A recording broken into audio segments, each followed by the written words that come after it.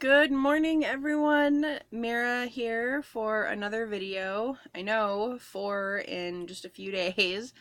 Um, I could not wait for this topic. I was completely shocked, by this, and I had to just get this video made.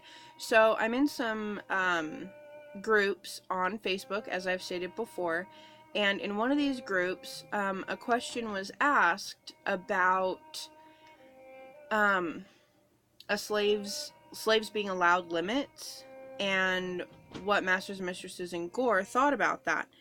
And to me, this was the perfect opportunity because this goes along with the safe, sane, and consensual idea that I was talking about before.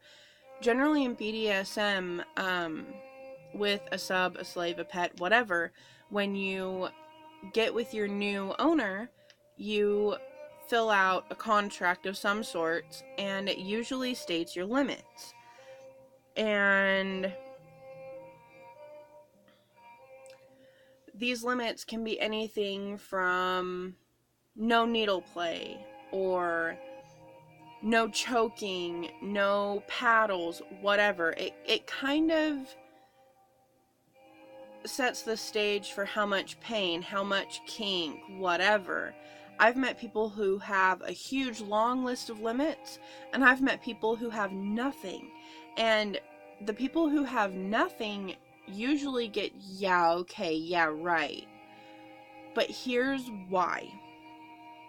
This is where Gor differs from BDSM, and I've seen it in these comments in this Gorean community.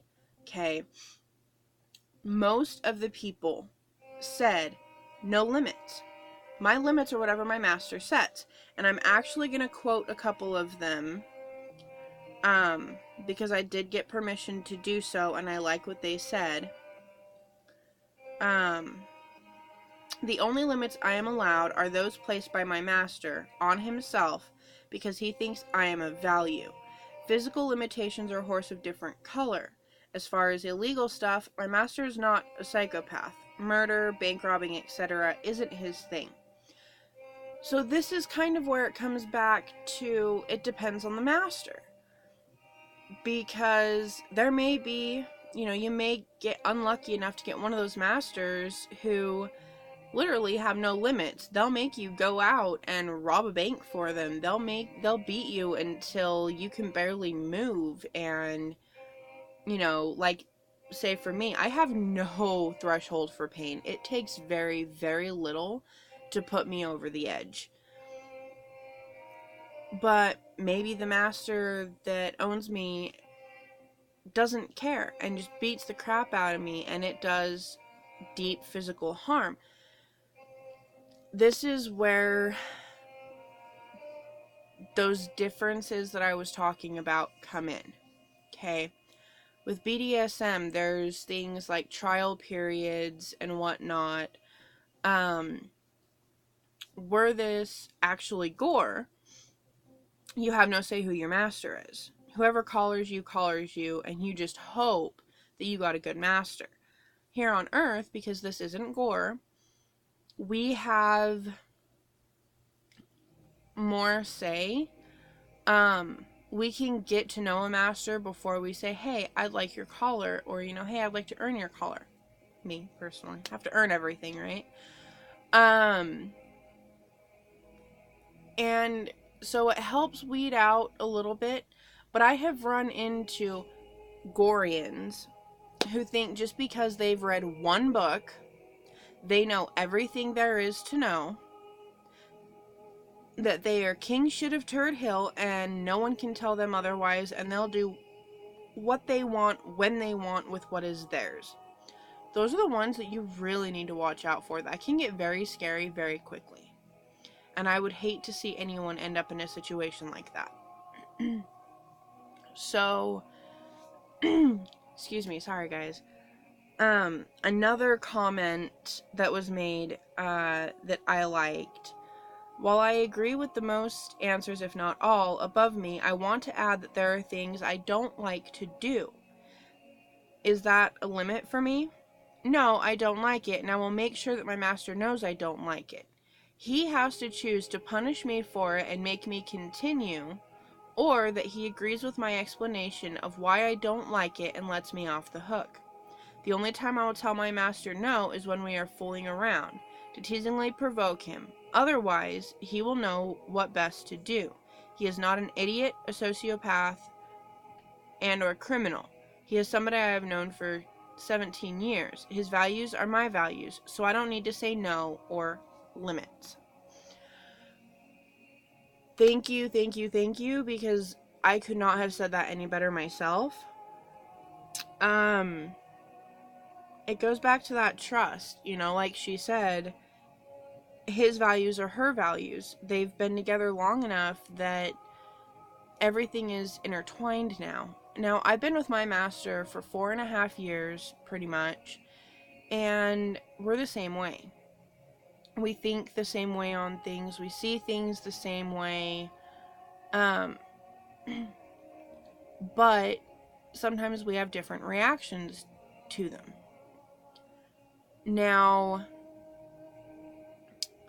I don't like to say I have limits. I have preferences. There are things I don't like.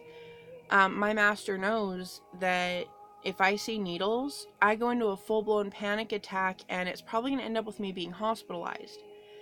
Well, he really doesn't want to have to pay for hospitalization, and he really doesn't want me to have to go through that, so he doesn't bring needles around. Not his kink anyway, but just an example. He knows I cannot take a lot of pain.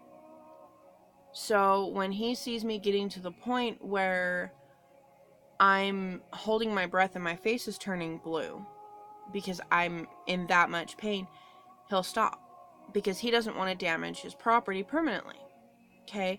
It's those little things that we may say we have no limits, but really it boils down to our masters, and any good master will want to take care of his property, not damage it.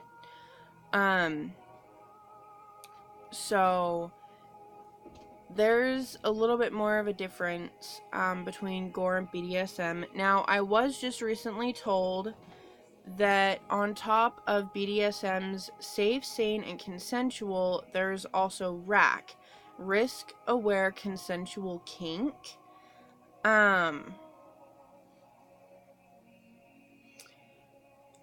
I did look this up, and from what I gather, risk-aware consensual kink kind of goes along the same lines as what I was talking about with the consensual non-consent in a way. Like someone who really loves pain and wants to be flogged until they're bleeding. You're aware of the risks, but you're consenting to it. I think some of this goes along with like your full body like latex suits, anything that could cause harm but that you want to do, being flogged till you're bleeding, whipped till you're bleeding, choked until you pass out. You go into these knowing that there's risks, but you're saying, I know the risks, that's okay, let's do it anyway. I like doing it. That's what I got from it anyway. Like I said, I don't know a lot when it comes to BDSM, but someone did bring up to me that there is RAC as well as safe, sane, and consensual. So,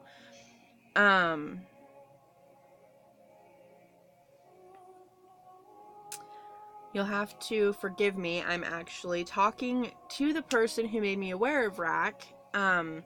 This person knows more about the BDSM side of things than the Gorean side of things. So, kind of helping me out here, which I appreciate.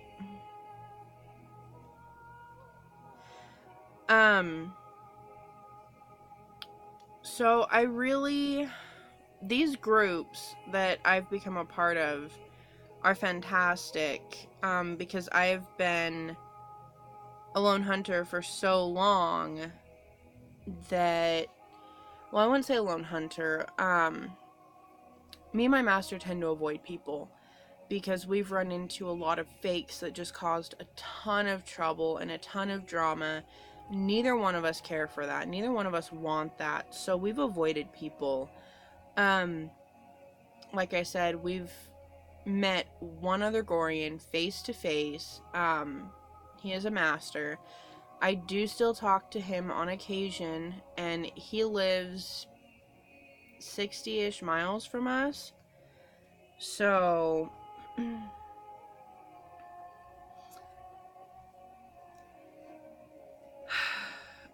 other than that, we've debated going to some of the BDSM like munches and whatnot, but most people in BDSM really look down on gore.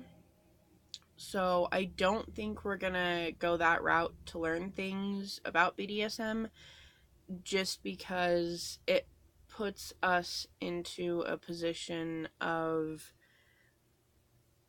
basically having a group of people, you know, accusing my master of being abusive when he's not, and we don't really need that added drama.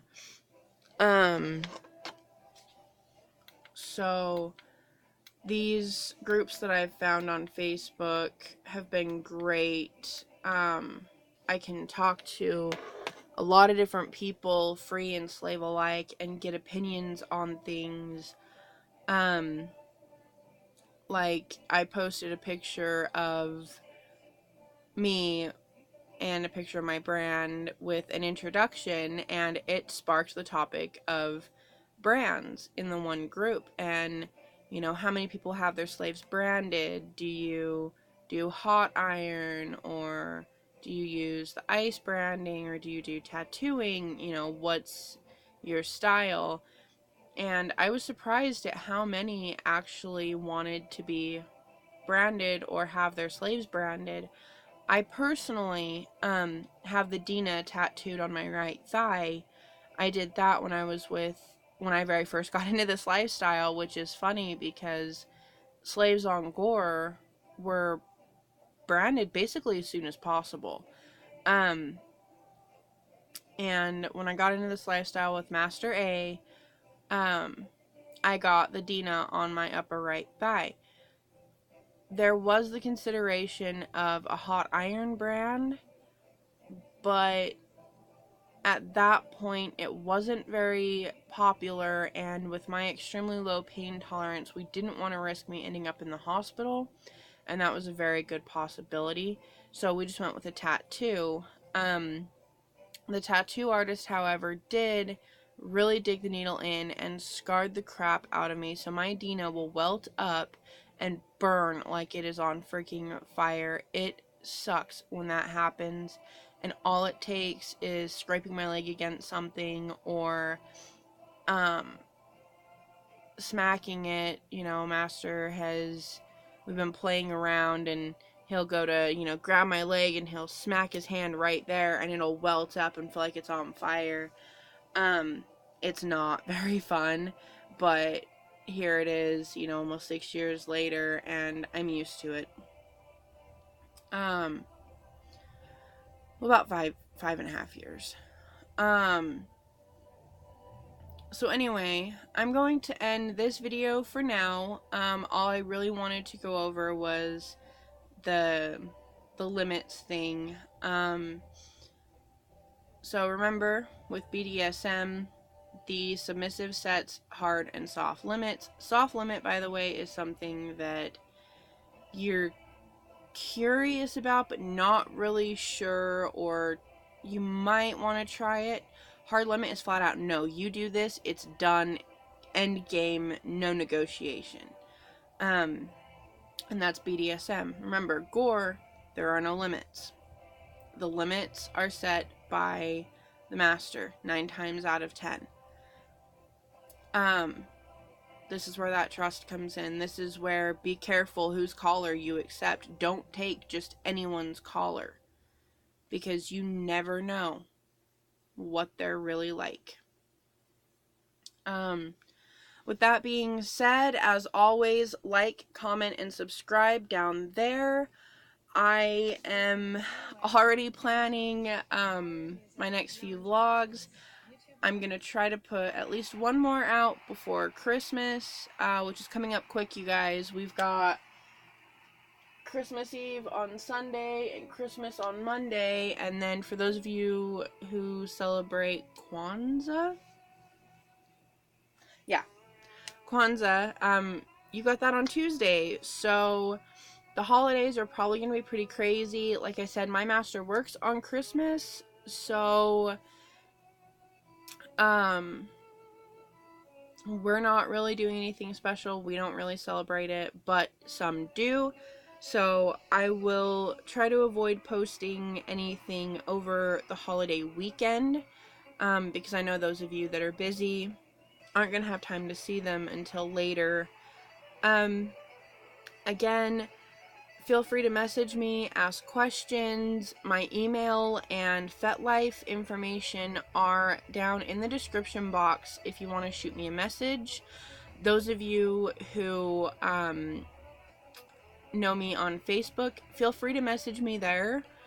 Again, I'm not going to go around giving out my Facebook information, but there are going to be those in the groups that I'm in who may see these videos. So that being said, feel free to message me if you feel like I got something wrong. I would love to hear your opinion and collaborate with you. If there's something you want to know more about, let me know. I will look it up and do what I need to do to get you the information. That is my goal here. My goal here is to help end this horrible stigma around mainly gore, but BDSM as well. So anything you can do to help me, I would appreciate. Thank you guys. I hope you have a wonderful day, and I will talk to you later. Bye.